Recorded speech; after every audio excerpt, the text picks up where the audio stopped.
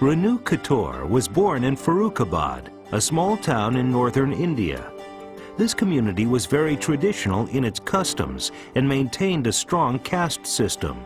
If you tell another Indian that I'm a Marwari, because that's the caste that I come from, they just like their mouth just open wide, because they can't believe somebody from that clan and community and being a woman actually could be in the workforce in this manner today. Renu was raised with two siblings and lived in a large home made possible by her father's successful legal business. In fact, in her extended family were many lawyers. I always admired my father for the way he handled the most difficult situations. But then I think my mom had a great influence on me, because she's the one who never let me feel that I was a woman and I couldn't do certain things. I mean, for her, I was as important, my education was as important, my exams were as important as my brothers. In the traditional manner of her region, Renu attended an all-girls school until the 9th grade, at which point students made a choice between higher education in commerce, science, or liberal arts. She wanted to go into the law or medicine, but her father was against such professions for a girl.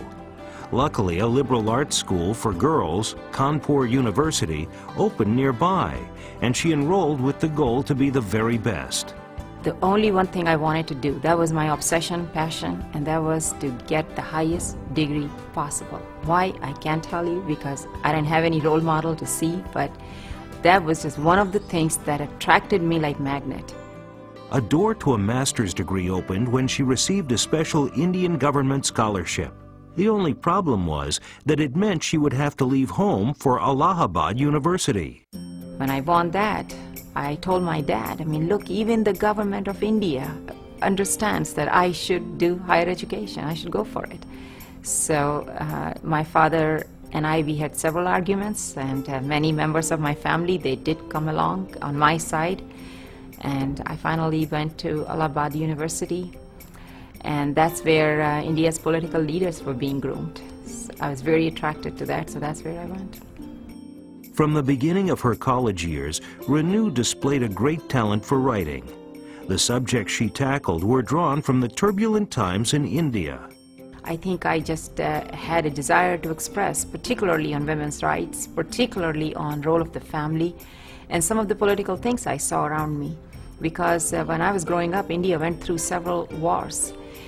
However, I didn't have an outlet for it, so that's how I think I took on writing and just sent my poem for publishing. And I was 15 years old when the first one got published, and I think that was the time my dad paid attention and said, oh my goodness. Renu's father was paying attention when another milestone approached. 9 months into her master's at Allahabad University, he decided to commence the process for an arranged marriage for Renu.